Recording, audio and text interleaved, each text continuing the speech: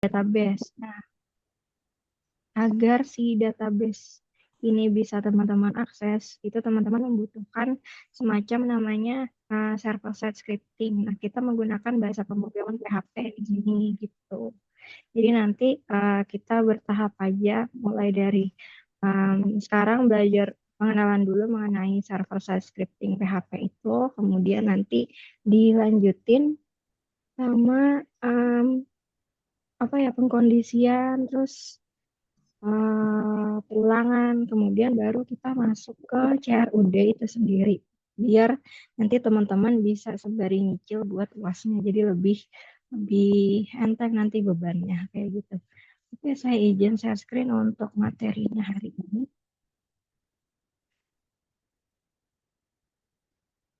Oke, untuk slide dari saya udah kelihatan ya.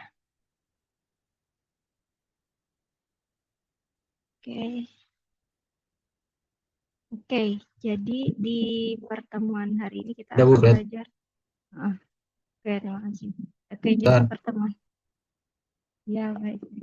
Pertemuan hari ini kita bakal belajar mengenai server-side scripting PHP. Pertama, kita akan mengawalinya dengan hmm,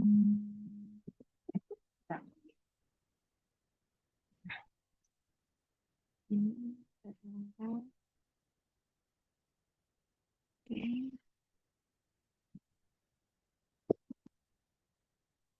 Ya, oke. Jadi sebenarnya PHP itu apa sih? PHP itu merupakan bahasa pemrograman server-side scripting yang digunakan terutama untuk pengembangan web. Jadi awal mulanya ada seorang bapak, saya lupa namanya siapa. Jadi dia itu menciptakan bahasa pemrograman untuk mengatur personal homepage-nya dia. Jadi kayak mengarsipkan dokumen-dokumen milik dia pribadi. Nah, personal homepage-nya itu dia bikinnya web based kayak gitu. Nah, jadi setelah personal homepage-nya dia jadi, terus melihat oh jadi bagus ya, ada arsip, ada database-nya, terus saya bisa akses dengan mudah. Nah, kemudian dia mempatenkan bahasa pemrograman ciptaan dia itu dengan nama PHP. Sebenarnya PHP itu kepanjangan dari personal homepage kayak gitu. Karena hmm, sejak awal diciptakan, bahasa ini ditujukan untuk membuat personal homepage yang emang biar bisa diakses web based kayak gitu. Jadi bahasa pemrograman ini memang apa ya, tepat banget apabila digunakan untuk mendevelop sebuah website, karena tujuan awalnya tadi aja emang udah niatnya buat website. Jadi emang segala hal yang diciptakan untuk bahasa pemrograman ini ya bisa apa ya, bisa membantu developing sebuah website itu mudah banget. Kayak gimana sih, misalnya kayak personal homepage itu kan pasti ada PHP, ada HTML ya untuk tampilannya. Nah, terus tadi dia mau mengarsipkan itu kan berarti menyimpan sebuah data ke suatu tempat. Jadi dia tuh sebenarnya mengkonekkan arsip-arsip dia, data-data dia tuh ke dalam database biar bisa dia akses nanti di kemudian hari. Jadi emang peruntukan awalnya buat arsip personal homepage. Jadi cara dia membangun bahasa ini, dia itu apa ya, membuatnya mudah untuk kolaborasi dengan HTML dan database kayak gitu. Jadi um, kalau misalkan PHP bisa dibuat untuk yang lain, tapi PHP ini memang apa ya, enggak, PHP itu memang kayak kalau bikin website itu pasti kepikiran pertama itu adalah bahasa PHP, karena tadi peruntukan awalnya, tujuan awalnya si Bapak ini memang untuk website, jadi kolaborasi dengan HTML maupun dengan database-nya itu juga emang dibuat mudah kayak gitu sih. Itu untuk poin yang pertama. Kemudian jadi PHP itu berjalan di sisi server. Jadi server side scripting. Beda halnya dengan HTML ya. Untuk HTML dia itu client side client side scripting. Jadi pengolahan yang terjadi di HTML, kalau teman-teman ingat kan ada pengaturan 100% atau apa ya, pokoknya lebarnya itu menyesuaikan dengan lebar dari perangkatnya teman-teman gitu. Nah, itu kan proses pengolahannya terjadi di perangkat kita masing-masing di sisi klien, makanya itu disebut sebagai client side scripting. Sementara si server ini berjalan di server side, sisi server, yaitu berhubungan dengan apa ya, interpreternya server, terus database seperti itu. Kemudian setelah nanti apa namanya, si server ini mengolah data atau requestan dari user atau klien, nah nanti si server ini akan mengirimkan balik ke perangkatnya teman-teman dalam bentuk HTML kayak gitu. Oke. Nanti di slide berikutnya bakal ada gambaran yang tadi saya omongin itu kayak apa sih bentuk visualisasinya gitu. Kemudian ini yang poin ketiga yang tadi saya cerita banyak tentang si bapak-bapak itu. Jadi emang fokus utamanya itu untuk website, jadi sangat mudah digunakan atau mau berkolaborasi dengan database atau HTML karena memang peruntukannya mereka berteman nih pada database HTML, PHP kayak gitu. Kemudian untuk karakteristik PHP itu sendiri, nanti ekstensi filenya itu .php. Kalau Python kan .py, tapi kalau pakainya apa ya, notebook gitu kan IPYNB ya. Nah, kalau PHP ini .php, kemarin HTML.html, kayak gitu. Nah, terus untuk penulisan sintaks kode PHP-nya sendiri, itu ditaruhnya di dalam tag kayak gini. Ada kurung, kurung ini, terus tanda tanya PHP, terus ya titik-titik ini adalah script code PHP-nya teman-teman, terus ditutup sama tanda tanya kurung, gitu. Kalau PHP kan ada tag HTML, kemudian penutupnya itu adalah slash HTML gitu kan. Kalau PHP beda, ini ada kurung, kurung lebih dari kurang dari ini, terus ada tanda tanya PHP ditutup dengan tanda tanya kurung itu. Kemudian kemarin kan kalau kita belajar HTML, teman-teman nyimpannya di direktori manapun, mau itu di desktop, dokumen, video, pictures, musik, dan lain sebagainya. Itu kalau teman-teman buka, klik kanan open in browser aja udah bisa kebuka hasil kerjanya teman-teman. Tapi kalau si PHP ini itu beda, beda dia tuh harus diaksesnya dari halaman lokal servernya teman-teman. Jadi nanti kita bakal install bareng-bareng namanya Sampipi. Jadi Sampipi itu merupakan apa ya?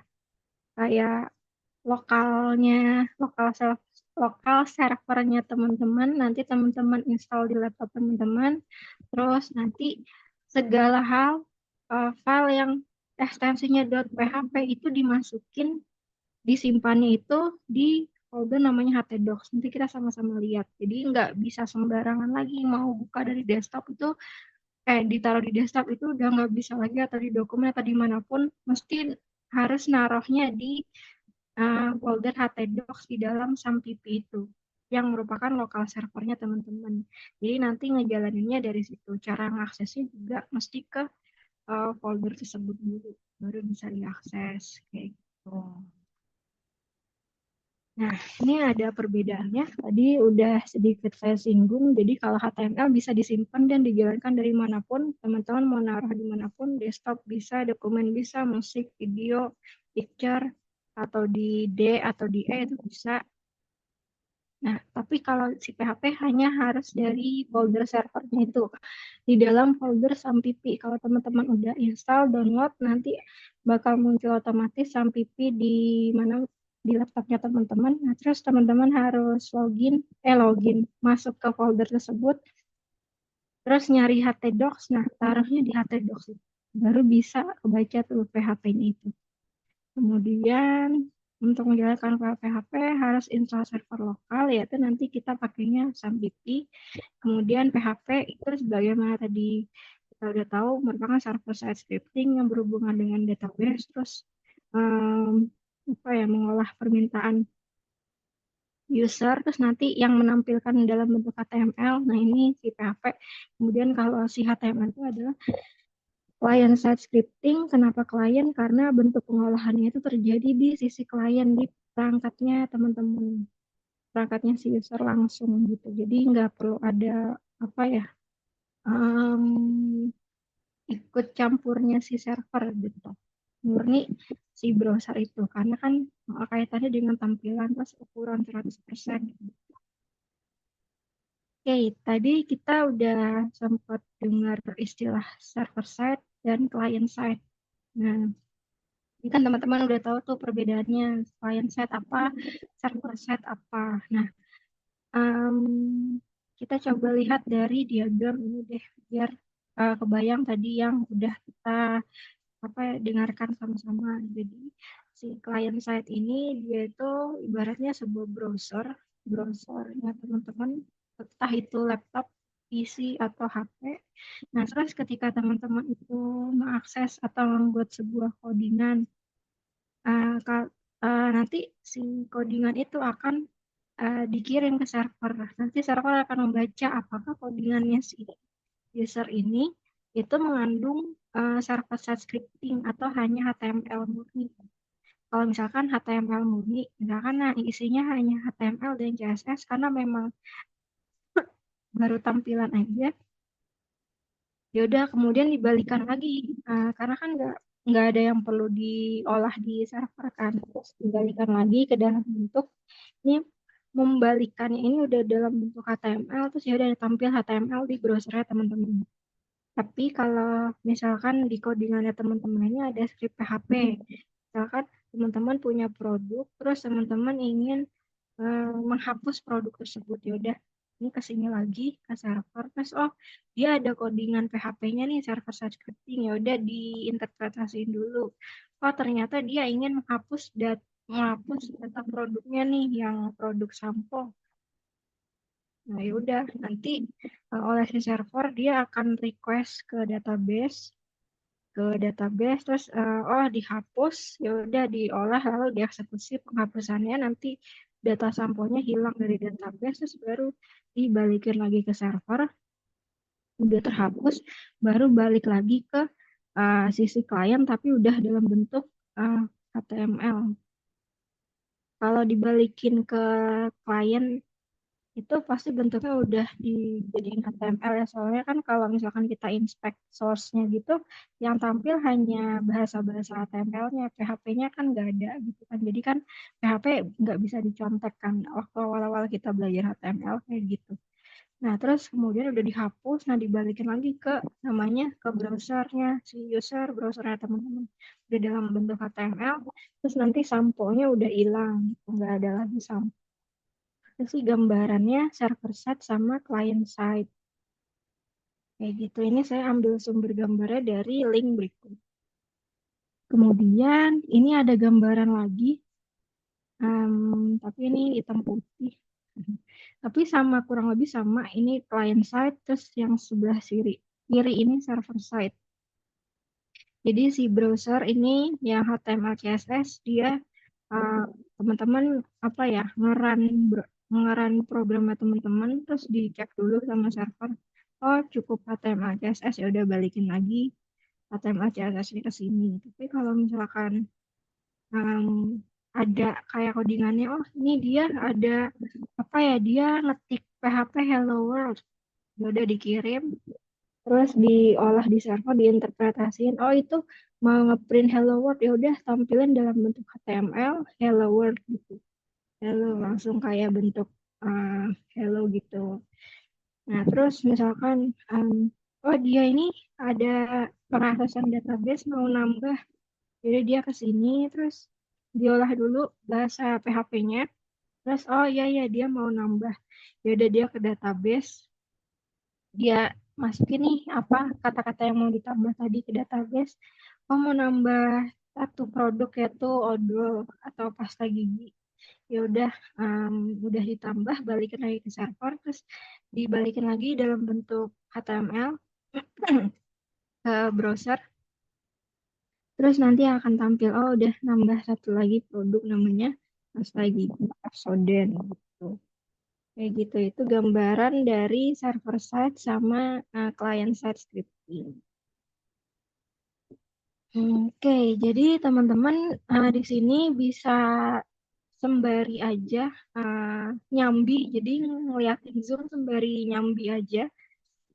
Bisa install namanya, sorry, install server namanya Sampipi. Jadi sebenarnya ketika kita belajar apa namanya bahasa pemrograman PHP ya, kita pengen buat website ada server-side scriptingnya, kita tuh bisa nginstal satu-satu nih, bisa juga nginstal bandelan gitu. Nah, lebih baik teman-teman install bandelan saja. Install bandelan tuh gimana yang udah satu paket gitu, nanti ada web servernya, ada bahasanya, ada BMS-nya juga. Nah, jadi sebenarnya ada beberapa sih software bundle yang bisa digunain untuk web development. Pertama ada Sampipi, terus ada MAM, LAM, dan WAM. Jadi kata abjad pertamanya ini adalah oh, sebentar.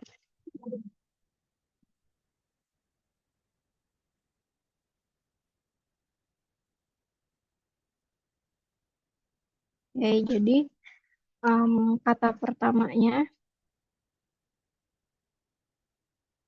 kata pertama itu adalah wait.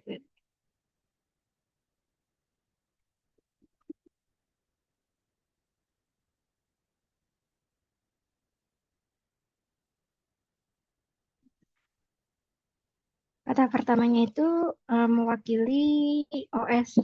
Ini Macintosh, Linux, dan Windows. Sebab pengguna Windows bisa installnya worm, terus Linux LAM, MAM. Nah, tapi di sini ada Sampipi. Nah, di sini teman-teman lihat bentuknya, objeknya ini adalah X. X itu artinya cross platform. Jadi platform OS apapun bisa nih menginstal namanya Sampipi, bakal bisa jalan baik itu di Windows, Linux, atau macOS sekalipun kayak gitu. Karena dia cross platform. Nah, di sini kan ada beberapa abjad ya, selain tadi mewakili operating sistemnya. Nah, A-nya itu adalah Apache. Apache itu web server. Nah, kemudian M-nya itu adalah DBMS-nya, MySQL atau MariaDB. Kayak gitu. Terus P-nya itu adalah PHP dan PHP. Nah, terus di sini Sampipi kan P-nya ada dua. Nah, dia ini ketika kita menginstal bundle Sampipi ini itu em, akan apa ya tersedia juga bahasa pemrograman Perl, tapi kita tidak menggunakan bahasa pemrograman Perl di sini, hanya PHP-nya aja kayak gitu. Nah, sebenarnya kalau MySQL dan MariaDB ini hanya proses penamaan ya, karena kalau nggak salah ada proses akuisisi gitu, beli saham atau gimana, jadi namanya diganti, tapi kedua hal ini tuh sama-sama open source dan emang satu paket sama Sampipi, jadi bisa digunakan secara gratis. Oke, jadi teman-teman nyambi aja sembari ngeliatin Zoom, ngedengerin Zoom, sembari instalasi aja biar kita bisa nanti coba bareng-bareng si bahasa pemrograman PHP ini. Jadi teman-teman bisa buka aja si Apache. Ntar sembari saya juga buka deh Apache. Hmm,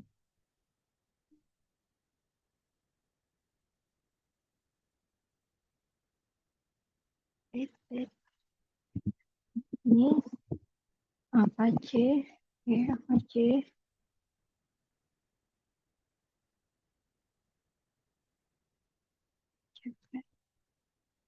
Apache Friends.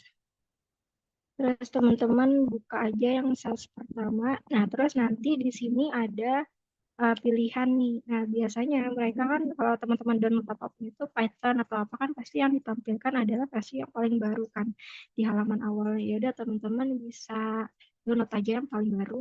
Em, apa di sebuah proyek kita tuh harus menggunakan Sampipi versi tertentu karena kita dari dulu menggunakan Sampipi versi ini karena source code-nya itu adalah code editor versi 2 gitu. Nah, teman-teman bisa cari aja di versi downloadan yang lama, installer versi-versi lama gitu di tadi di sini di Read More untuk melihat versi selain yang versi paling baru.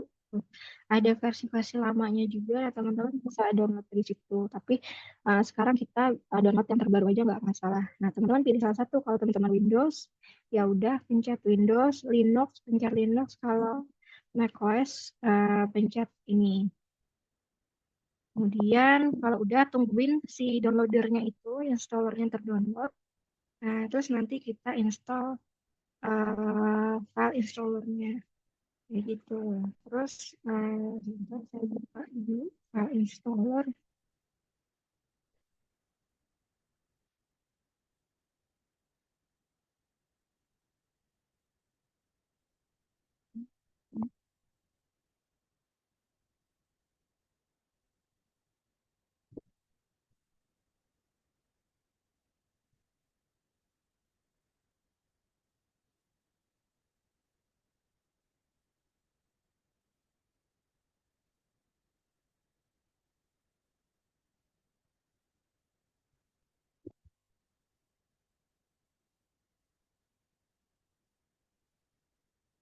Oke, jadi misalkan kita udah punya nih, saya asumsikan teman-teman udah download semua si Sampipinya ini.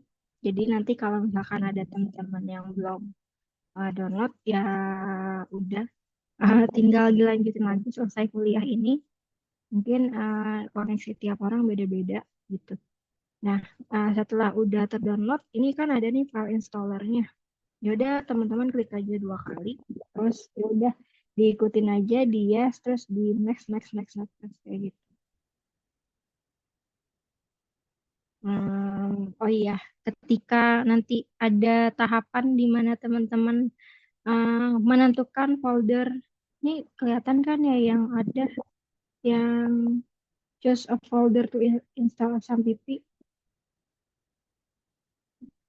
Nah, kalau kelihatan, ini nanti teman-teman usahakan kalau misalkan di laptopnya ada directory selain C ya. Kalau saya kan ada nih D sama E nih. Nah, teman-teman pilih aja salah satu di D atau di E tersebut. Kenapa kok nggak di C kayak defaultnya ini? Karena khawatirnya teman-teman tuh suatu hari nanti misalkan install ulang laptopnya. Nanti kan kalau install ulang semua program yang ada di C itu kan akan direset kan. Jadi kayak baru lagi. Nah, kalau teman-teman kelupaan untuk nge-backup gitu, kalau apa nggak rajin nge-backup sampipinya, nanti proyeknya teman-teman yang udah susah kayak teman-teman coding itu bisa hilang semua gitu. Kecuali kalau teman-teman emang rajin backup tiap bulan nge-backup di cloud gitu atau di hard disk atau di eksternal mana gitu, ya nggak apa-apa taruh aja di C. Tapi lebih baik sih taruhnya di direktori selain C, jadi kayak di D atau di E aja biar aman. Jadi kan kalau direktori selain C kan kalau diinstal ulang dia nggak akan ke reset, ya nggak akan kehapus kayak gitu sih. Paling catatannya untuk proses instalasi SAMPP-nya ada di tahapan ini. Selebihnya teman-teman bisa ikutin aja alur instalasinya, tinggal di next next next. Yes yes yes kayak gitu. Oke, kemudian kita balik lagi ke slide-nya. Slide, mana slide? Ini dia slide. Nah, kemudian ini ada, nanti slide-nya saya share juga. Jadi udah nih, installernya tadi udah diapain, diklik 2 kali ya. Terus kemudian udah diikutin, di next, next, dan yes, yes. Nah, terus pas nyampe di sini tadi udah ya rekomendasinya disimpan aja di directory selain C, biar nanti uh, kalau sewaktu-waktu install ulang nggak hilang. Nah, kalau udah, teman-teman udah install nih. Saya stop share lagi. Saya screen aja. Nah, nanti, nah, wait, stop share. Nah, screen. Nah, jadi nih, teman-teman nih udah install kan. si siapa tadi namanya si Sampipinya. Nah, terus teman-teman cari aja di kolom search Sampipi Control Panel. Nah, ada kan? Ya udah teman-teman enter. Nah, terus teman-teman aktifkan di bagian Apache-nya. Apache-nya di start aja. Kita belum pakai MySQL karena memang belum ada butuh ke database. Nanti kalau udah masuk ke CRUD kita aktifin dua-duanya antara Apache dan MySQL. Untuk pertama, untuk hari ini kita aktifin dulu aja Apache ini.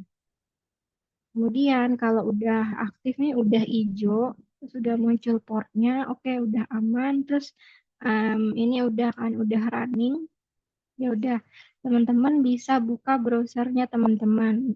Bebas mau Chrome, mau Firefox, mau Opera, mau Safari, bebas mau apapun. Nah, terus teman-teman buka di sini open new tab localhost. Nah, terus kalau tampilannya teman-teman itu kayak begini, nah berarti proses instalasi server di laptop teman-teman itu udah berjalan baik. Jadi teman-teman udah punya nih server di server lokal di laptopnya teman-teman. Teman-teman udah ya ibaratnya laptop teman-teman itu udah bisa berfungsi sebagai server kayak gitu. Jadi ini udah berhasil nih berarti proses instalasi Sampipinya kalau emang udah tampilnya kayak gini. Nah, kemudian, oke, di mana menaruh file PHP, .php. Tadi kan kita udah sama-sama tahu kalau PHP itu harus ditempatkannya khusus di folder lokal servernya, yaitu di Sampipi. Tadi kan kita habis install Sampipi ya. Nah, kemudian hmm,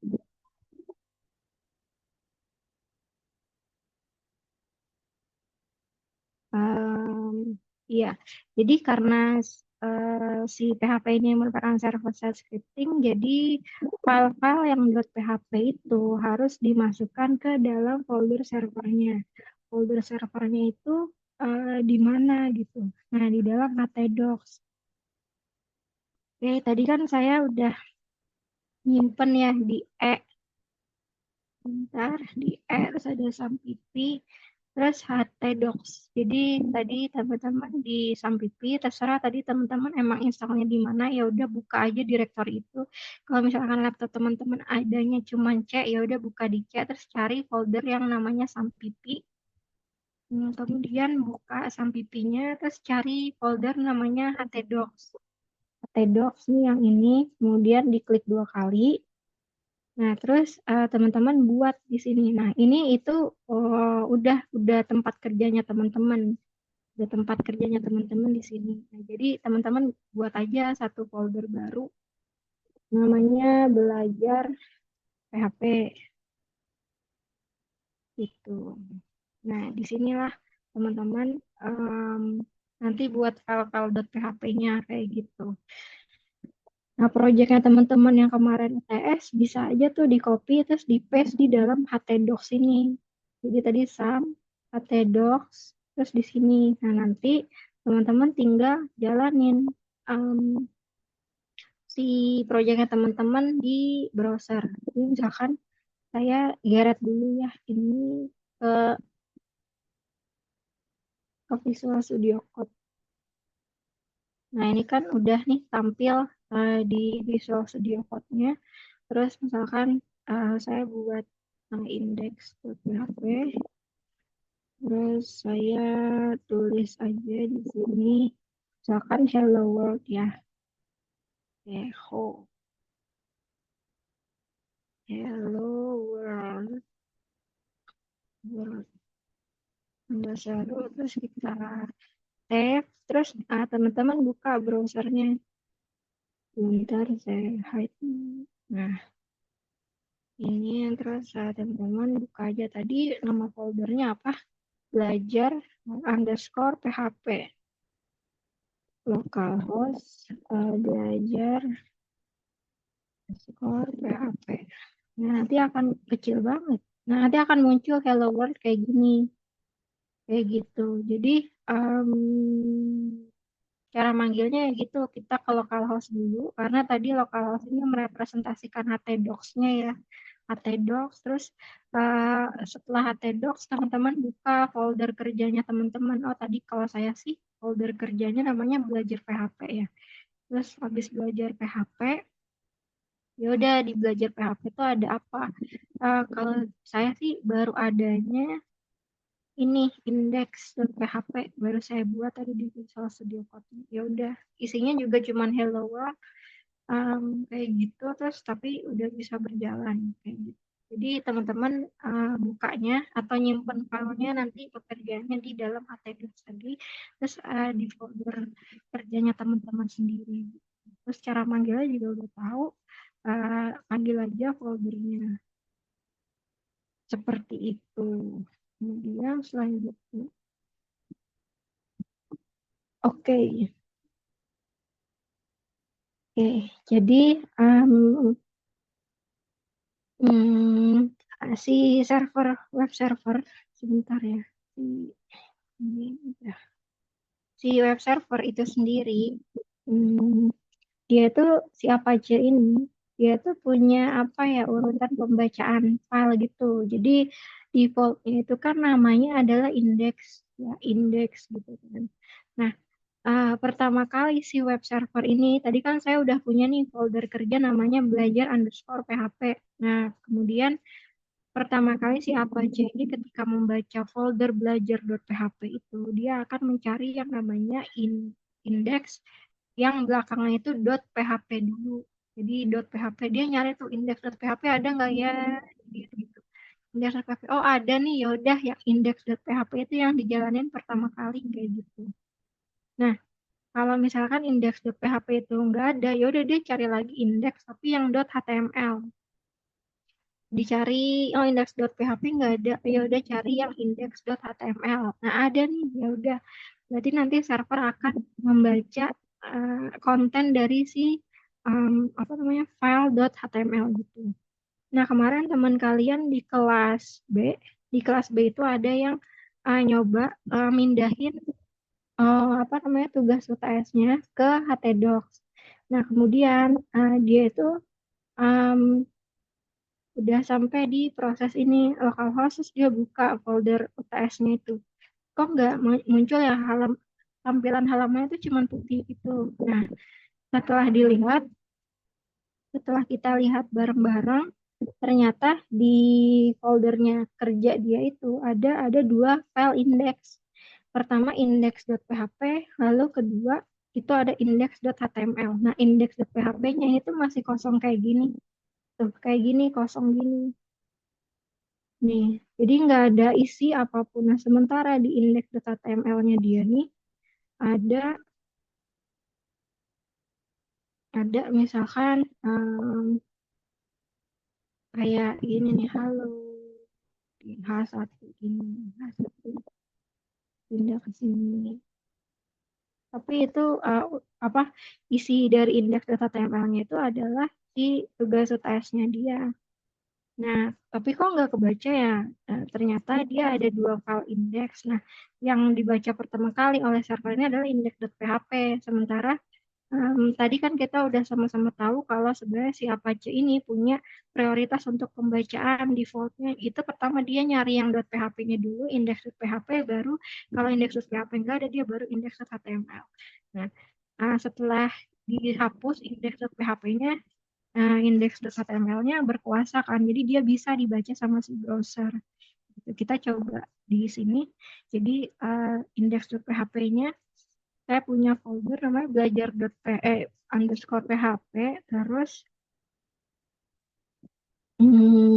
saya juga punya file namanya itu adalah index.html. Nah, si PHP-nya ini saya kosongin, kemudian HTML ini saya isi eh, H1 isinya halo. Kemudian coba kita jalanin, kita refresh, kita enter lagi. Nah, ini tampilannya putih. Tampilannya putih. Padahal kan tadi Ya benar, berarti yang HTML, yang PHP-nya kita masih kosong, karena yang pertama kali dibaca itu yang PHP, terus yang HTML yang ada H1-nya. Nah, coba kita rename aja dulu si siapa namanya, si .php ini, misalkan jadi index.test, terus kita jalanin kembali. Jadi kan index.php-nya udah nggak ada ya, karena udah kita rename jadi index test, kemudian indeks HTML harusnya dia berkuasa, dia mengambil alih kerajaan, jadi harusnya ada muncul, nggak ada HTML, tidak ada.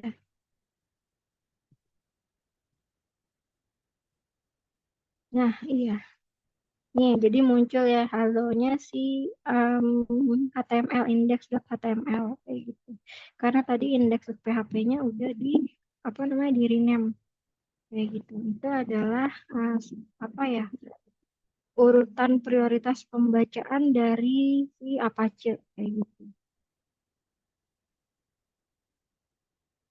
Oke, selanjutnya kita akan membahas mengenai sintaks dasar dari PHP. Oke, jadi tata aturan penulisan variabel PHP. Jadi ketika kita ingin mendeklarasikan sebuah variabel, kemarin kan kalau kita belajar HTML itu belum ada variabel ya, karena kan dia memang client side scripting. Beda halnya sama server side scripting. Server side itu biasanya dia punya variabel untuk menyimpan value kayak gitu kan.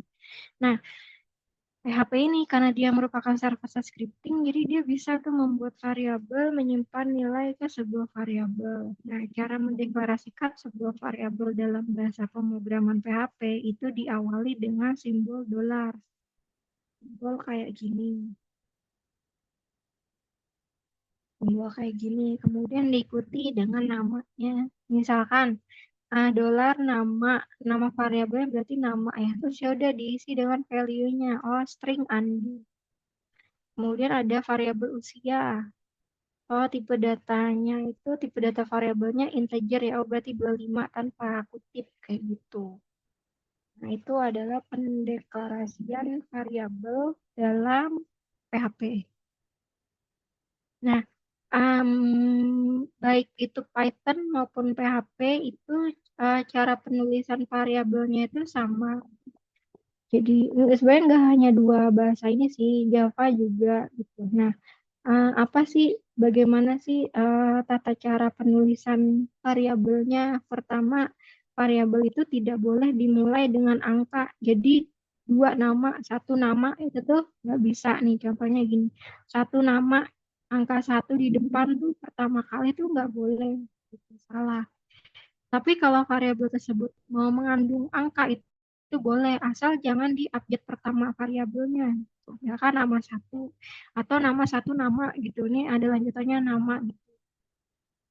Itu nggak apa-apa, itu bisa. Nah, terus selanjutnya em, variabel itu boleh diawali dengan underscore. Jadi misalkan nih s underscore nama nama.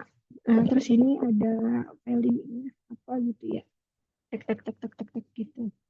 Nah, ini tuh boleh gitu. Boleh diawali dengan underscore.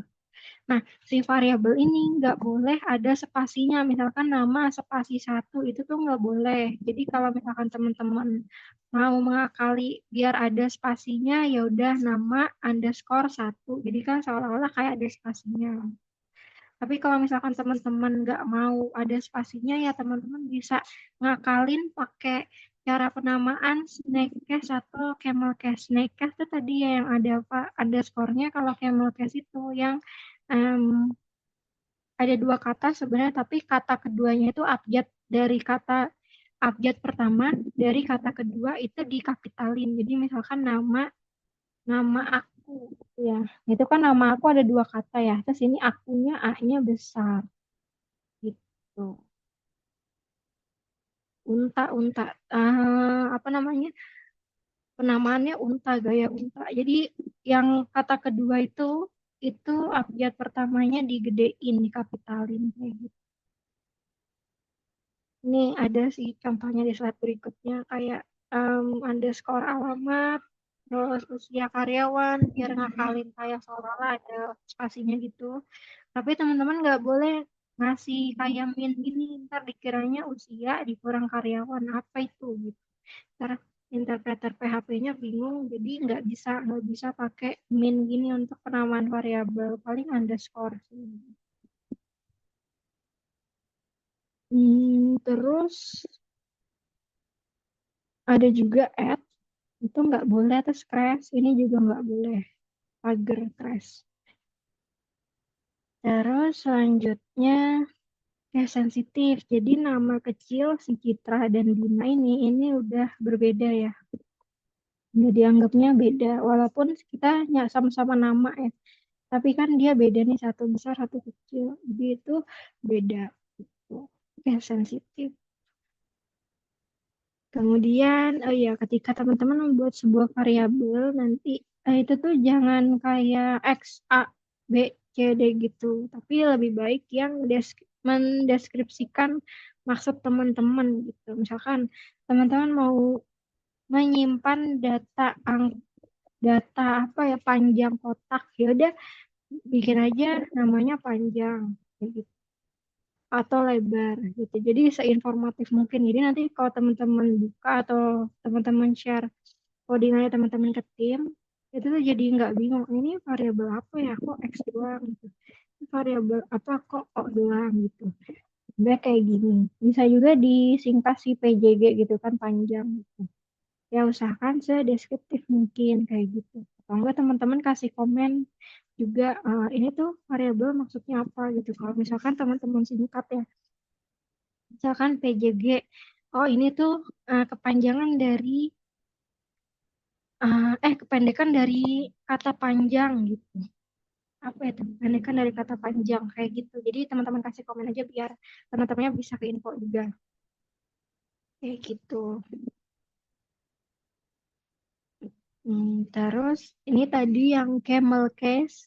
Camel case itu kayak em, kecil gede tapi dia itu disambung. Kan gini nama depan, total harga, dan lain sebagainya. Kayak gitu. Oke, terus untuk penulisan komentar itu kalau untuk satu baris itu em, kayak slash. Jadi kalau di Visual Studio Code-nya teman-teman sama sih kayak si HTML, teman-teman bisa blok.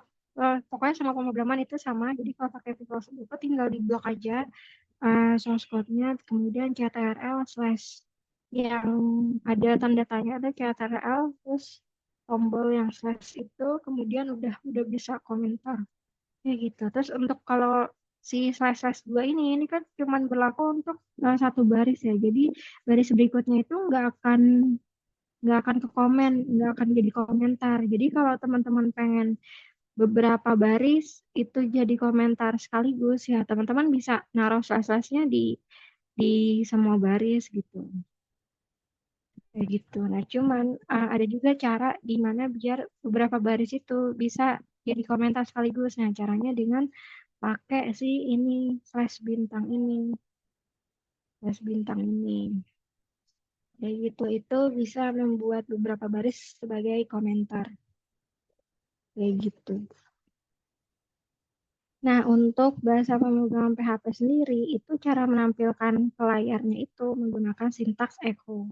Kalau print itu kan PHP ya, kalau Java sistem out print one.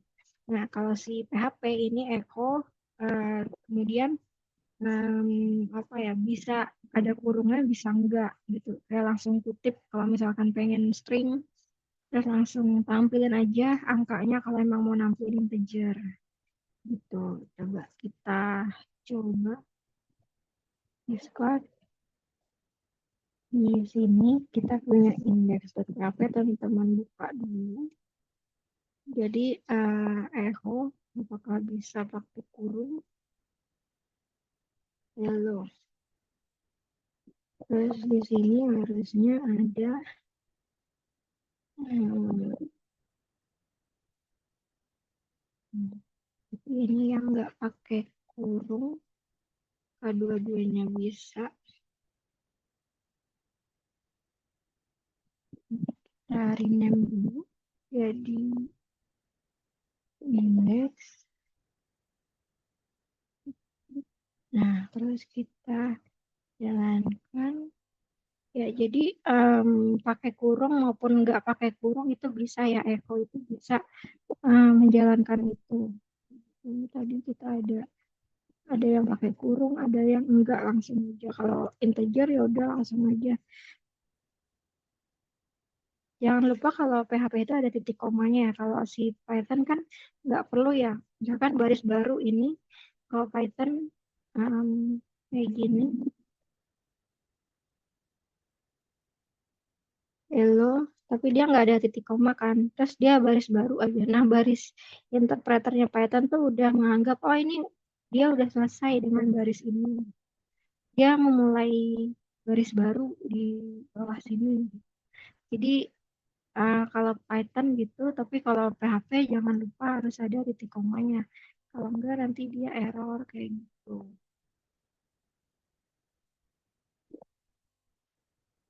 Oke, dasarnya. Oke, kayak gitu. Um, dan apa lagi? Oh iya, selain echo itu ada juga pardam sama print r. Biasanya ini kita gunakan untuk melihat. Untuk itu sih ada istilahnya debugging atau ingin coba-coba dulu di codingannya. Jadi kalau echo itu ditujukan untuk menampilkan hasil yang udah fix ke klien.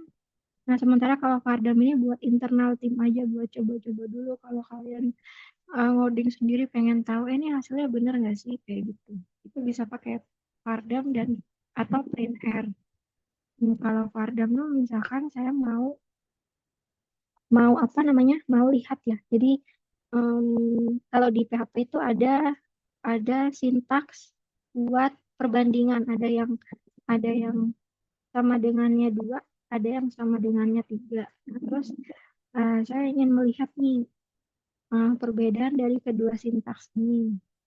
Misalkan gini, saya punya variabel angka, isinya 1. Kemudian saya punya variabel namanya teks angka, nilainya itu adalah teks angka 1. Ya, teks angka 1, benar kan gitu. Nah, kemudian saya ingin melihat kedua nilai ini itu nanti akan menghasilkan nilai boolean apa. Kalau misalkan operator perbandingan nanti kan akan menghasilkan nilainya boolean ya, antara true atau false kayak gitu. Nah, kita bisa nih pakai pardam misalkan eh, save.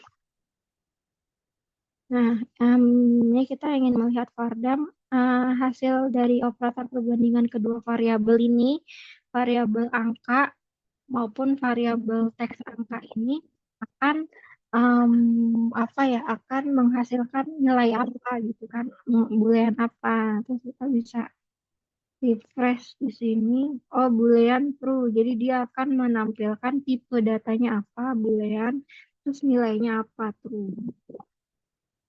Ini bisa bisa apa ya? Biasanya bisa dipakai untuk array gitu. Jadi nanti apa ya, asosiatif array gitu. Biasanya pakai varchar kayak gitu. Coba kita bikin array.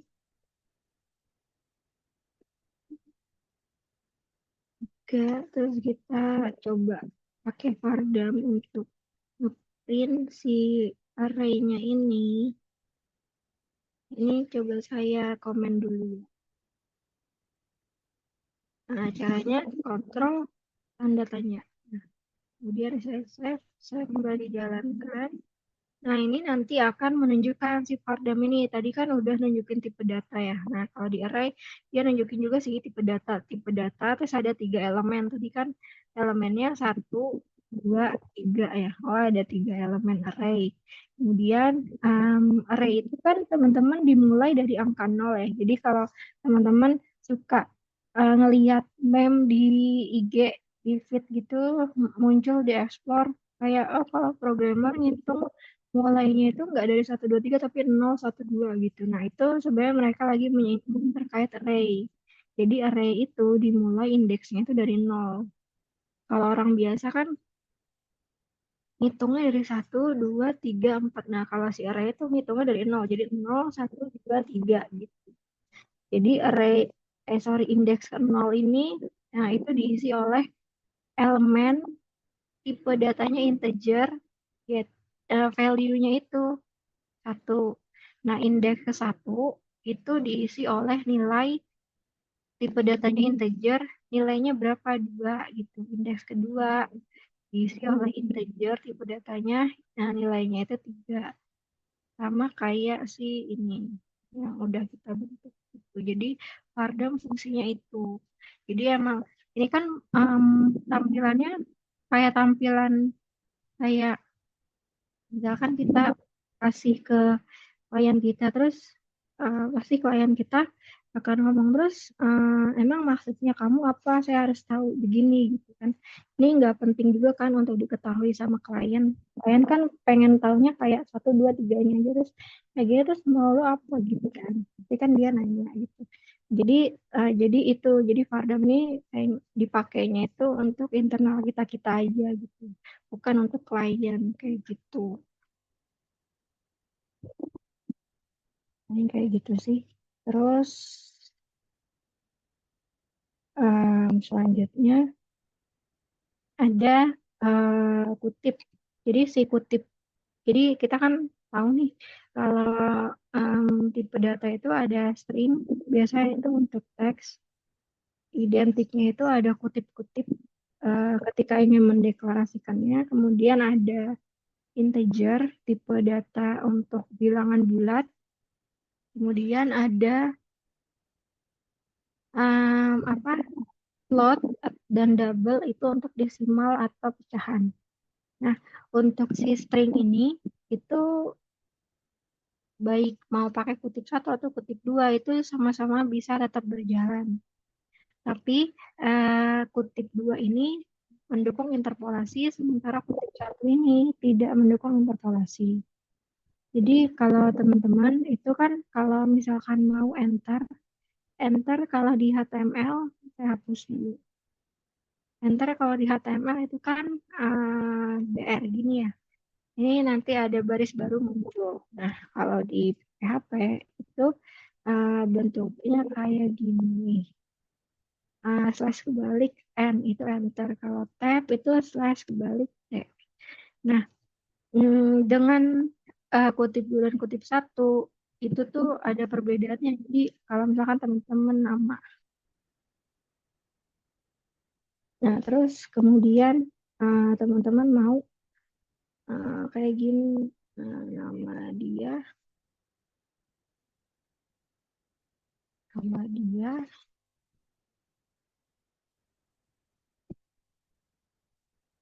sama ini itu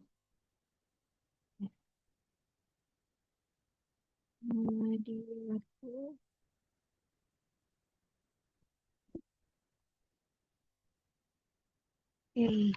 ini jadi ibaratnya saya punya variabel nama, isinya itu nama orang, kemudian saya ingin menggunakan ada dua kutip nih, pertama kutip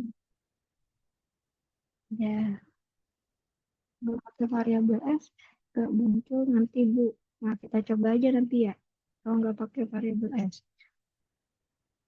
Nah, coba. Nah, bentar abis ini kita coba ya. Um, nah, di sini itu ada kutip dua sama kutip satu. Nah, dari Visual Studio Code sama si Emmet nih, Emmet si baik aja udah nunjukin perbedaannya. Ada warna biru sama warna merah.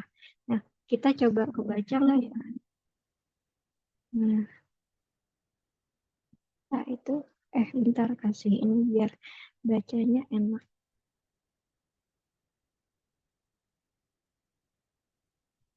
Nah, nama dia Inggris, nama dia tuh S nama. Jadi perbedaan dari kedua hal ini itu kalau kutip dua dia bisa membaca isi dari si variabel. Sementara kalau si kutip satu, ya udah dia nggak bisa baca si isi dari si variabel. Jadi dia akan ngikutin aja nama variabel. Pokoknya dia menganggap ini tuh teks juga gitu. Jadi nggak ada kemampuan untuk membaca isi dari sebuah variabel.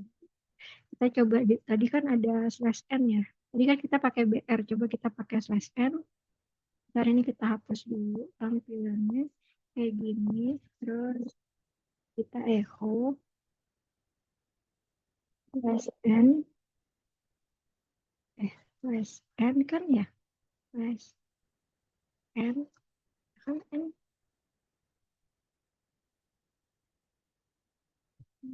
n.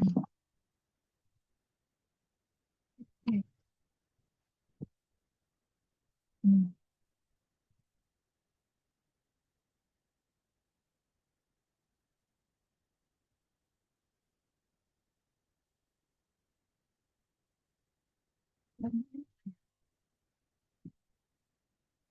Coba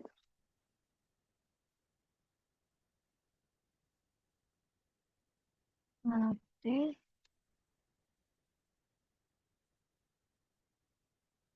bentar, slash enter itu slash apa ya?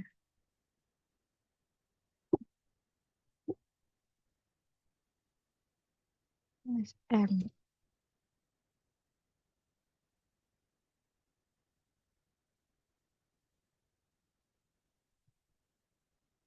Oke,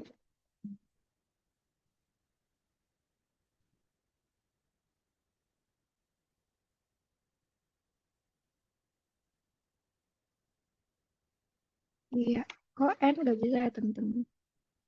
Oke, em, jadi tadi ada slash n itu. Nanti coba saya cari tahu kenapa dia nggak bisa enter. Tapi kalau kita lihat slash n di sini, dia itu nggak terbaca ya, cuman sampai sini aja. Kita pakai BR lagi.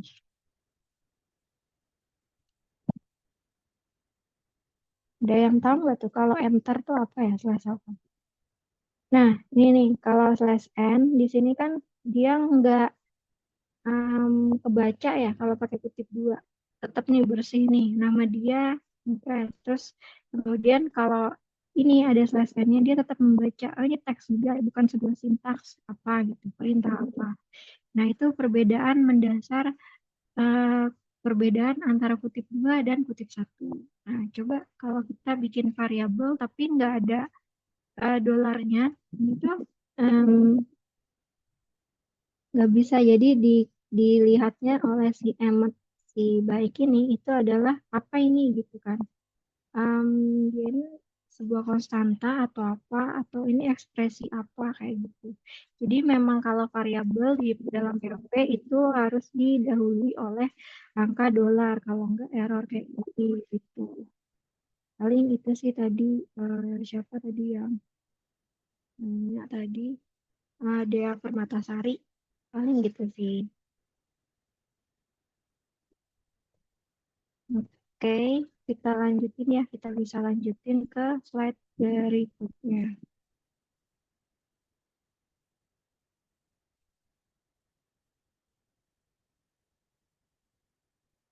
Oke,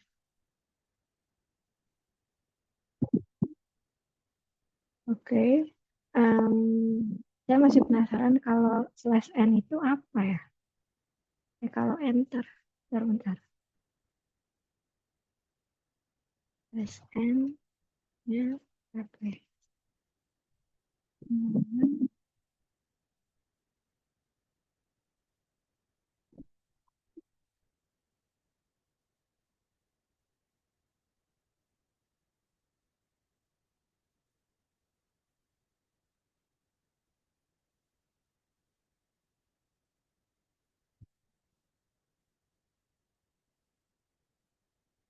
oh dia nggak bisa. Ini juga n kok. Harus di concat.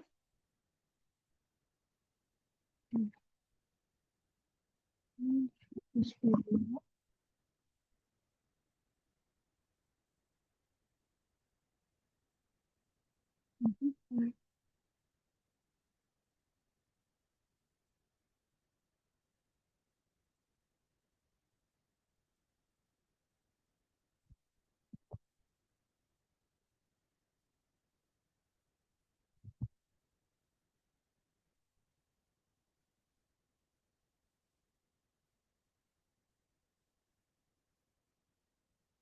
Mau coba itu RM juga. Oke, nanti saya coba cari tahu lagi kenapa kok ini N nggak bisa ya. Biasanya N ini tuh untuk enter, kalau T ini untuk tab. Tapi di sini biasanya pakainya BR. Oke, ini saya coba cari tahu. Oke, kita lanjutkan lagi ke materi. Jadi, tadi sampai mana? Oh, kutip dua, kutip satu. Nah, kemudian ada beberapa cara penulisan. Kan teman-teman kemarin udah belajar HTML. Nah, terus nanti ada CRUD di file HTML teman-teman. Nah, berarti kan teman-teman harus menggabungkan antara bahasa PHP dengan HTML. Nah, proses penulisan yang gabung-gabung ini, PHP digabung dengan HTML, ini tuh kayak apa ya, ada dua tipe penulisan gitu. Ada PHP, nih, em, ada PHP di dalam HTML, ada HTML di dalam PHP. Nah, gaya penulisan yang direkomendasikan atau disarankan oleh apa ya, pegiat-pegiat bahasa pemrograman PHP di luar sana, dari luar negeri maupun dari apa ya, forum-forum pemrograman kayak gitu, itu adalah PHP di dalam HTML kayak gitu. Contohnya kayak apa? Sini ada tulis PHP ya. Mm-mm. Coba kita buka di htdocs, terus kuliah PHP ya. Oke, di sini kita coba tutup dulu foldernya, close folder, terus kita ganti folder. Kita kuliah PHP. Nah, di sini tadi di folder apa? Tulis PHP. Nah, ini adalah contoh tipe penulisan PHP di dalam HTML kayak gitu ya. Jadi kalau teman-teman lihat ini tuh base-nya, basisnya tuh HTML, tapi di tengah sini ada sintaks PHP nih nyempil. Oh, setelah HTML dibuka tag PHP, isinya apa, source code PHP, kemudian ditutup. Jadi PHP itu blok code PHP-nya hanya dari 12 sampai 15 ini, baris 12 sampai baris 15 saja. Selebihnya itu udah HTML lagi. Nah, kemudian kalau teman-teman lihat di baris nomor 17 ini tuh ada PHP nyempil juga nih. Halo, ini kan paragraf nih, tag paragraf, terus halo nama saya, ada PHP buka, terus ada PHP tutup, di tengah-tengahnya itu echo, namanya, variabel nama yang tadi dideklarasiin di blok code ini gitu. Nah, itu kan jadi base-nya ini adalah tag. Base-nya ini adalah tag HTML kan, tagnya paragraf, tapi di dalam HTML-nya itu ada PHP. Makanya tadi di slide ini namanya adalah PHP di dalam HTML. Jadi PHP di dalam tag HTML kayak gitu. Nah, proses penulisan penggabungan antara PHP dan HTML yang disarankan adalah yang seperti ini. Jadi rapi gitu kan. Walaupun nanti teman-teman buka PHP, tutup PHP, buka PHP, tutup PHP, tapi nggak apa-apa. Jadi kan lebih rapi kayak gitu. Oh iya teman-teman, kalau misalkan ini kan ada PHP Echo ya. Di dalam PHP ini cuman isinya tuh echo doang, mau nampilin variabel siapa tadi, si nama ya, si Andi ini. Nah, itu tuh PHP echo-nya ini teman-teman bisa ganti dengan sama dengan artinya mah sama. Jadi nampilin si siapa namanya, si Andi ini juga. Coba kita lihat bedanya ya. Ini namanya apa? Kuliah underscore PHP. Kita ganti di sini kuliah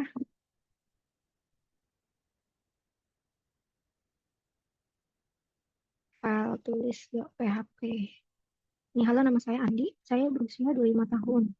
Nah, nama saya Andi ini tuh masih pakai yang PHP Echo. Nah, jadi kan kita udah sama-sama tahu kalau PHP Echo ini bisa disingkat aja jadi sama dengan ini gitu. Jadi nanti hasilnya itu sama ya, sama-sama menampilkan si nama Andi. Ini coba saya refresh. Nah, itu tampilannya sama-sama tetap menampilkan nama saya Andi. Jadi ini apa?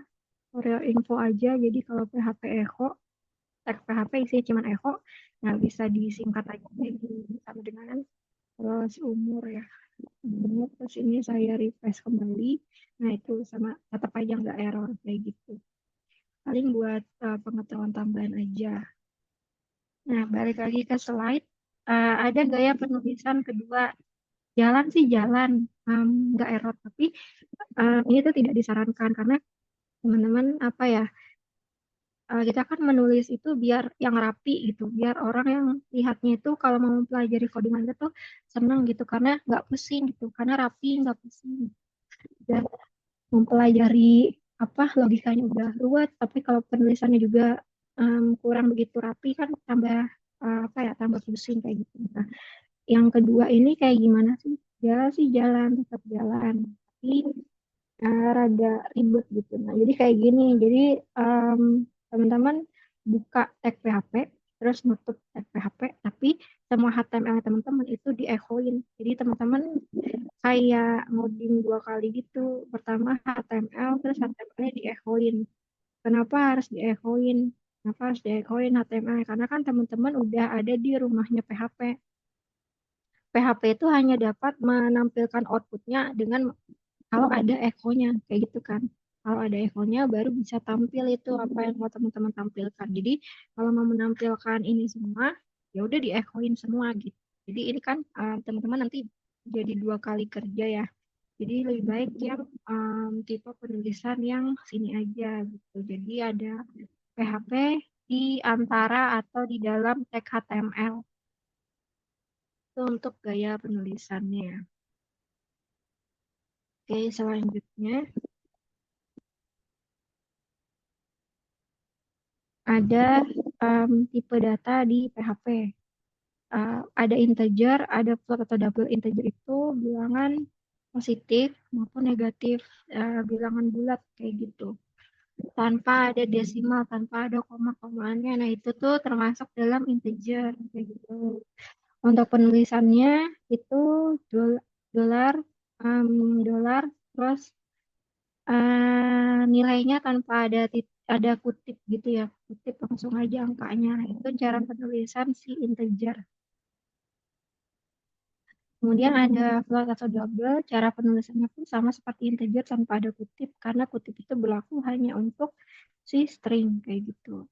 Cuman bedanya si float atau double ini itu dia ada komanya, yaitu di tanda titik ini, seperti itu. Kemudian untuk mengechonya langsung panggil aja si siapa namanya si variabel itu echo angka. Nanti akan tampil isi dari si variabel angkanya. Kemudian ada string yang tadi ada kutip satu, kutip dua, kita udah sama-sama tahu. Terus em, apa ya perbedaan antara kutip satu dan kutip dua itu kayak apa kita juga udah tahu. Nah, kemudian boolean em, memiliki dua nilai true dan false. Nah, ini biasanya sering digunakan ketika pengkondisian atau tadi kayak perbandingan kayak yang tadi ya yang ada sama dengan satunya sama dengan tiganya kayak gitu. Nah, ini contohnya di sini ada variabel namanya status. Nilai dari variabel status ini itu tipe datanya boolean. Ini kebetulan dikasih nilainya true. Nah, kemudian if status sama dengan true echo aktif. Nah, nanti si apa namanya blok code pengkondisian ini, blok code-nya if ini akan menghasilkan kata-kata outputnya itu ada keluar aktif. Karena sebenarnya si pengkondisian ini akan bekerja apabila yang dikondisikan di dalam sini parameter pengkondisian ini itu bernilainya true. Karena kebetulan ini nilainya true, ya udah ditampilin echo aktifnya kayak gitu. Kemudian ini ada operator di PHP. Jadi ada beberapa operator. Tadi kita udah sama-sama lihat sekilas di awal ada operator perbandingan. Itu salah satu operator di PHP. Nah, sekarang kita bahas satu-satu. Mulai dari operator aritmatika. Jadi itu ada plus, minus, bintang, slash, modulus, sama pangkat eksponen. Jadi ini kayak plus kayak biasa aja, min. Terus di sini ada nih modulus. Modulus itu adalah sisa bagi. Jadi misalkan nih ada 7, kemudian modulus 3. Ini jadinya berapa? Modulus itu kan sisa bagi. Jadi 7 dibagi 3 berapa? 2. 2 kali 3 6. 1. Nah, berarti 7 modulus 3 itu adalah 1. Kayak gitu. Jadi sisa bagi di sini yang dilihat. Nah, ini nih modulus. Kayak gitu. Lagi-lagi. 9 modulus 4.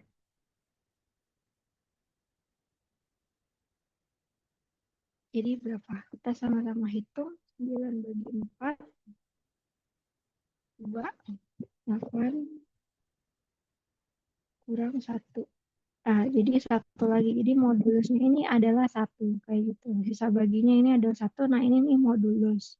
Kayak gitu. Itu adalah modulus. Nah, modulus ini biasanya dipakai salah satunya untuk ganjil genap. Jadi angka ini tuh ganjil atau genap. Kayak gitu. Nah, eksponen. Eksponen ini adalah pangkat. Jadi kalau 2, eksponen eksponen 2 itu ya 4. Kayak gitu. Oke, kita coba di Visual Studio Code-nya. Misalkan di sini ya.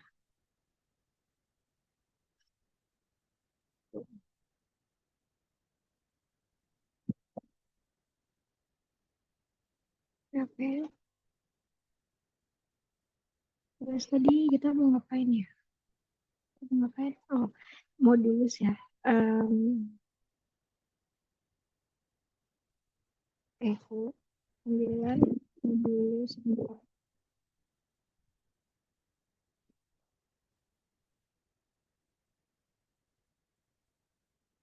Hitung.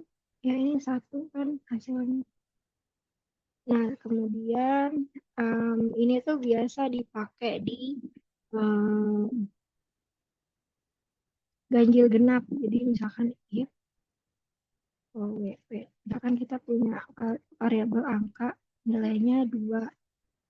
Nah, terus kita pakai condition if angka modulus 2 sama dengan 0. Coba teman-teman pahami. Jadi kalau misalkan angka berapapun ini, teman-teman pahami angka berapapun ini kalau di modulus 2 sisa baginya nggak ada 0. Itu kan berarti genap ya. Ya nggak sih? Misalkan nih.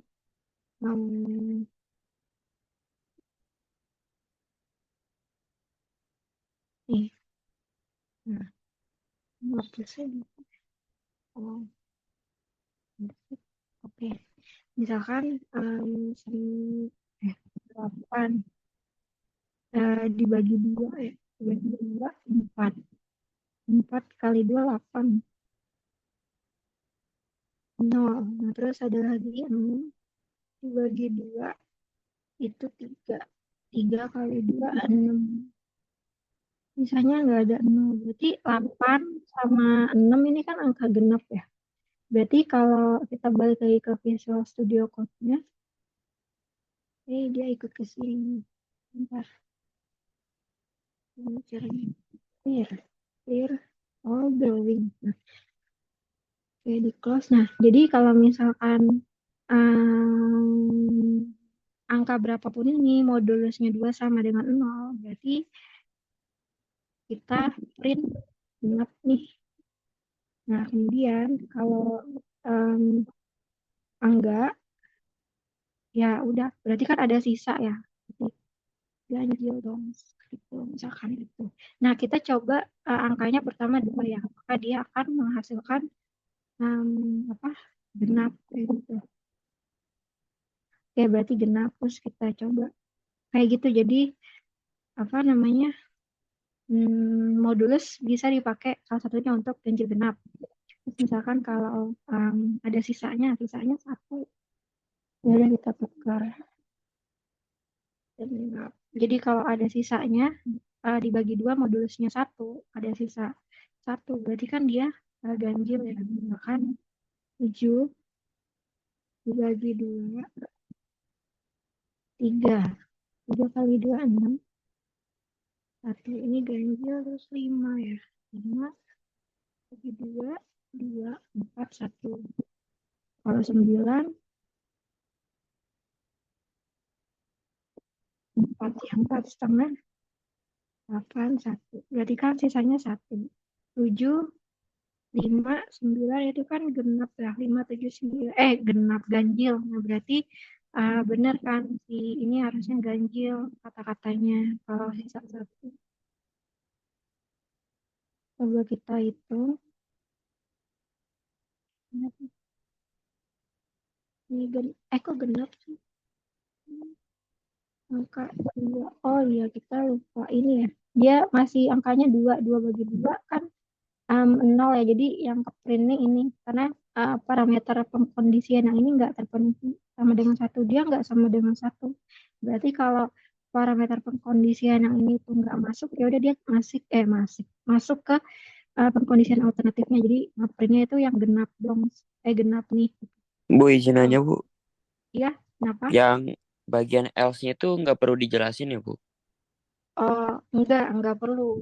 Jadi ada beberapa tipe pengkondisian ya. Ada if, else if, masih ada parameternya. Ada juga yang um, else aja gitu. Jadi yang saya tulis di sini tuh pengkondisian dua dua kondisi ya. Dia tidak. Tapi ada juga pengkondisian 3 kondisi. Misalkan di sini ada lagi. Nah ini dijelasin. Misalkan parameternya apa gitu. Baru nanti di akhirnya sebagai alternatif alternatif ketika semua kondisi tidak terpenuhi, ini ada else. Nah, else yang terakhir ini nggak dijelaskan apa-apa, nggak ada parameter penjelasannya. Jadi langsung isinya apa? Misalkan udah nyerah aja gitu.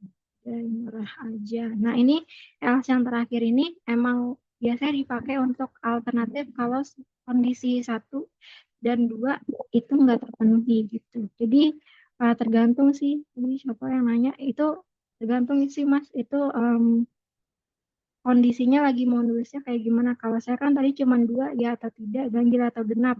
Jadi cukup pakai else aja. Kayak gitu sih Mas. Semoga menjawab ya. Ya, terima kasih Bu. Oke, oke, bentar. Tadi kok dia yang kerekam yang itu ya, yang genap. Bentar, genap nih. Mas, udah selesai. Nah, udah. Coba di refresh. Oh, udah nyerang aja. Oh iya, iya. Ya, jadi dia itu kepakainya yang udah nyerah aja gitu. Nah, coba kita ganti jadi angka ganjil. Harusnya dia akan ngeprint di ganjil nih gitu. Ya, ganjil nih. Kayak gitu paling untuk kita bahas apa ya sampai bahas. Oh ya, si modulus kayak gitu. Kalau untuk si eksponen itu kayak gini, misalkan 2 eksponen 2. Nah, dengan harusnya ini ada 4. Yang ini saya komen dulu.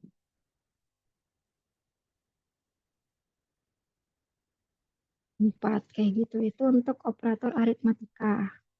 Nah, selanjutnya ada operator penugasan. Jadi, operator penugasan itu ada sama dengan, plus sama dengan, minus sama dengan, dan lain sebagainya. Mengikuti operator aritmatika tadi. Nah, plus sama dengan ini, sebenarnya itu misalkan nih, dolar A plus sama dengan dolar B. Nah, itu tuh sama aja dengan dolar A sama dengan dolar A plus dolar B. Jadi, um, maksudnya kita punya nih variabel A, terus coba dong tambahin A sama si B, tapi nanti nilainya balikin lagi ya ke A gitu, maksudnya kayak gitu. Disingkatnya, disingkatnya pakai plus sama dengan gitu. Begitu juga dengan yang min sama dengan. Nah, saya punya variabel A, tapi pengen deh variabel A dikurangin ke B dulu, tapi nanti nilai pengurangannya dibalikin lagi ke A ya. Nah, gitu. Itu singkatan dari variabel penugasan ini. Kayak gitu sih bacanya.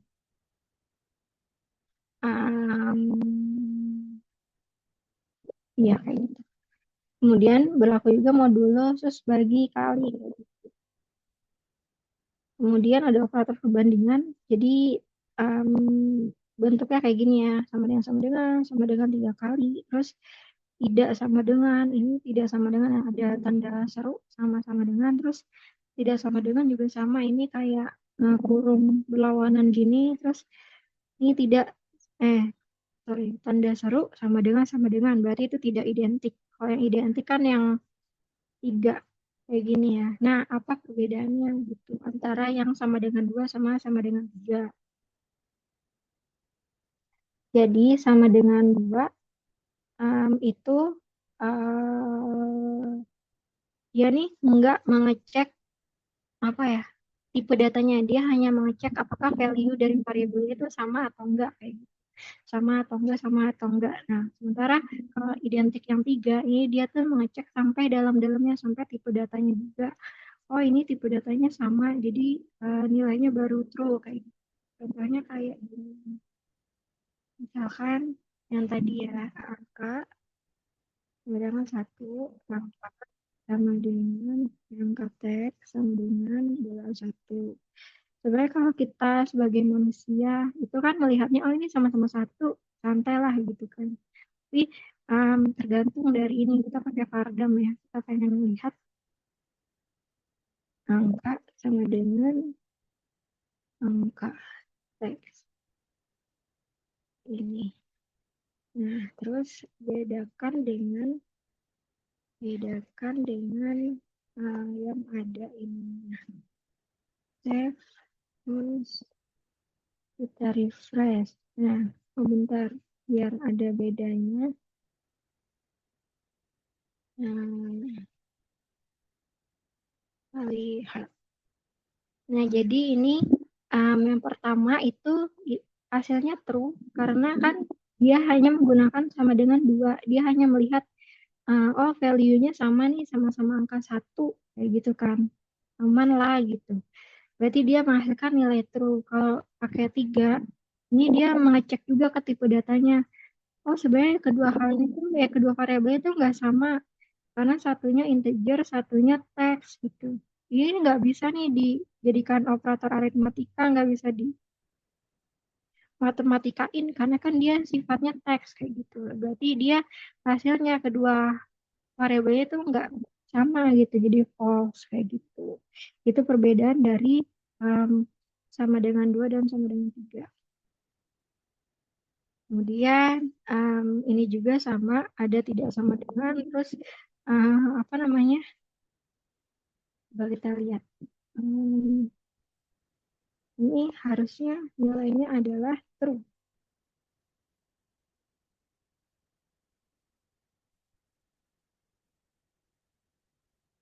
Udah ke udah terus mana cursor. Nah, iya dia nilainya true karena dia mengecek, dia mau menyatakan bahwa si angka ini tidak sama dengan si angka teks karena tipe data mereka berbeda. Ini kan ada ini ya, tanda seru, terus tanda sama dengannya 2 kali. Kalau misalkan ini itu cuma 1, pasti dia nilainya itu adalah false. Ya, saya komen yang mana browser F5. Ya, ini nilainya false karena dia um, dia dia melihatnya ini dua-duanya sama-sama satu kok, kenapa dinyatakan berbeda gitu, karena dia kan tidak melihat tipe datanya kayak gitu. Itu untuk operator perbandingan. Nah, di sini ada selanjutnya ada operator logika and, or, dan not. Nah, ini bisa dipakai di apa ya? Di itulah operator perbandingan, misalkan dipakainya di nilai deh. Kalau misalkan atau di kasus apa ya? Kalau anak ini nilainya 80 dan ini masuk masuk kelas masuk kategori A, B, C kayak gitu. Jadi bisa pakai si N atau OR kayak gini. Misalkan em, mahasiswa. Bukan. Angka.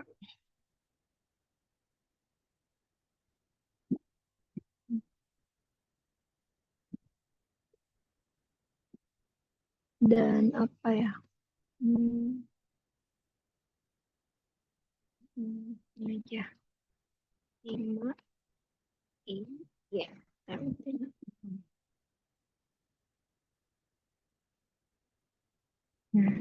Nah, if S nilai 1 dan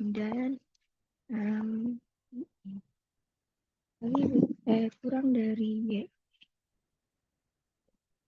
maka itu betul. Benar. Kalau nih true dan true itu hmm,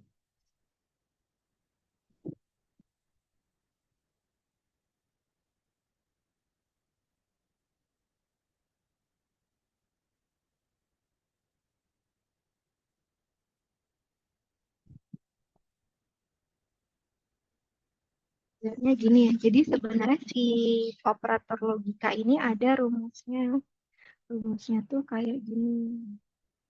Nah, jadi kalau ini kita bahas dulu yang N ya. Kalau true ketemu false, jadi maksudnya kayak true and false itu hasilnya adalah false. Kan? Kalau false and false itu hasilnya adalah false. Nah, kalau true ketemu true, hasilnya adalah true. Jadi kayak gini, true dan false itu nilainya pasti false karena mereka berbeda, ya mungkin bersatu. Nah, kemudian false ketemu false, ya udah salah dan salah, ya mau apa lagi nilainya cuma dua-duanya salah kan, semuanya salah, ya udah berarti salah. Nah, kemudian true dan true itu nilainya adalah true. Ya, adanya true, ketemu true, dua-duanya nilainya true ya. Outputnya pasti true kayak gitu. Ini rumus untuk yang N gitu. Nah, kayak gitu ya. Itu dulu satu dulu. Nah, kemudian kita balik lagi ke ini jangan dihapus. Nah, kita balik lagi ke sini ke codingannya. Jadi kita sama-sama lihat ini kan nilainya 50. Nilai sorry variables nilai 1 itu nilainya 50. Nah, 50 apakah lebih dari 20? Ya kan, benar. Berarti blok yang ini itu true ya nilainya. Kemudian kita memiliki dolar I nilainya 5, dolar Y nilainya 6. Dolar I apakah lebih kecil dari dolar Y? 5 apakah lebih kecil dari 6? True ya, berarti dua-duanya ini true ya. True, terus yang ini true. Dan operator yang kita gunakan masih N ya, jadi true and true. Hasilnya itu harusnya adalah true ya. Berarti harusnya apa namanya garis ini yang dieksekusi karena parameter kondisi ini terpenuhi ya. Jadi apa namanya baris ini yang dieksekusi. Lain halnya kalau parameter kondisi ini tidak terpenuhi, dia baru lari ke kondisi alternatifnya. Jadi harusnya yang di-print itu adalah salah. Tapi dengan kondisi parameter yang terpenuhi ini, jadi true dan nah dia hasilnya harusnya adalah betul. Coba kita jalankan.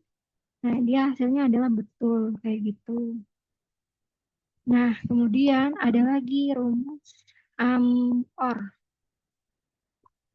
OR atau lambangnya itu adalah Kayak kalau di keyboard kalian tuh di atasnya enter, itu tuh ada kayak garis tegak lurus. Nah itu um, or kayak gitu. Or dua kali itu diikut dua kali itu or. Nah rumusnya itu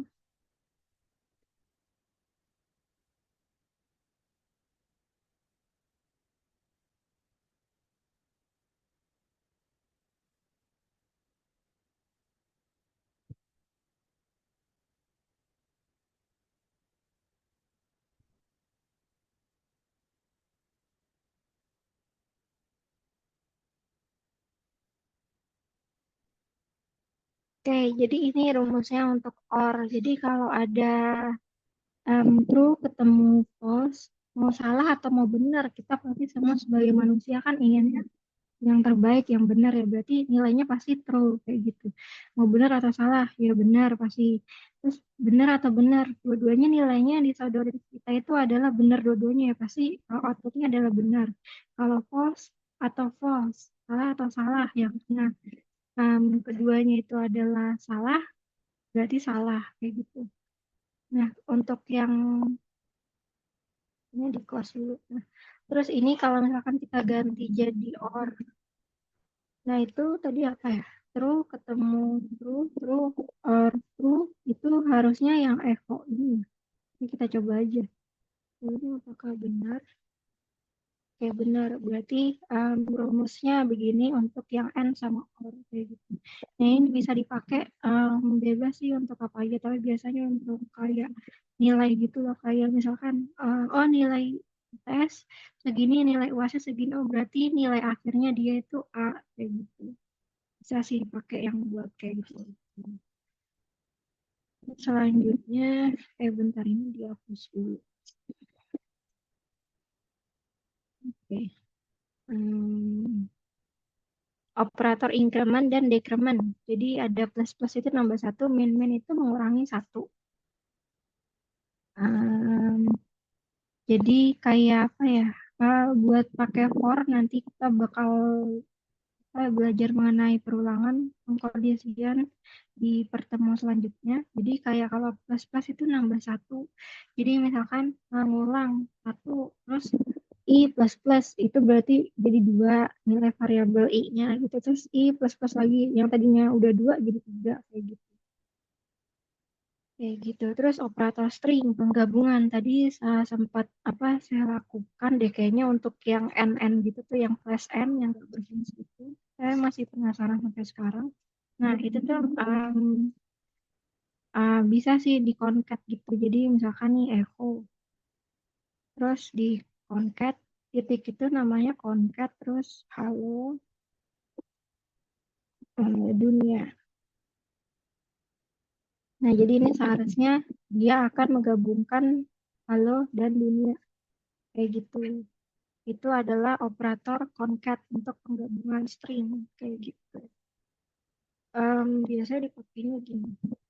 Halo, terus kita kelupaan nih ngasih spasi, terus dia kayak pasiin di sini, terus digabung lagi dunia.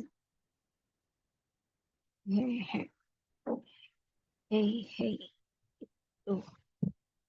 Terus, mana browser ya?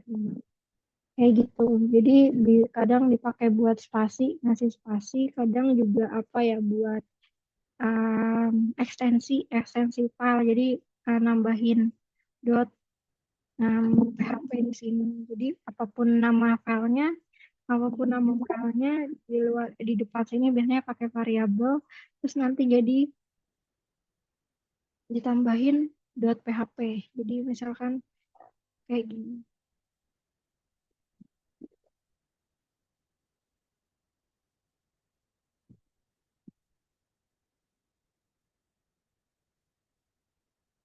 Terus kita mau kayak gitu. Jadi akan muncul tes PHP gitu.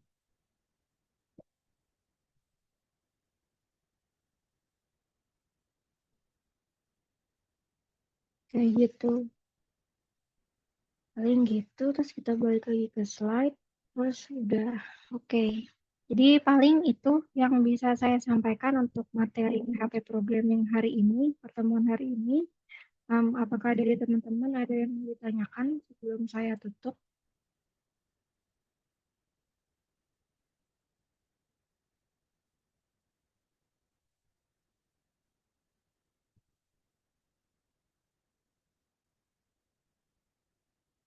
Belum ada, belum ada ya.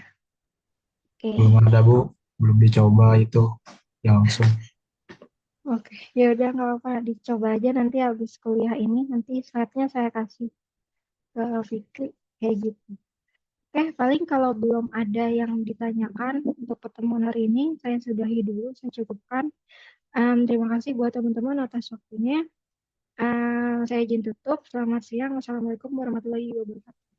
Wassalamualaikum Waalaikumsalam warahmatullahi warahmatullahi wabarakatuh. wabarakatuh. Terima kasih Bu. Terima kasih, Bu.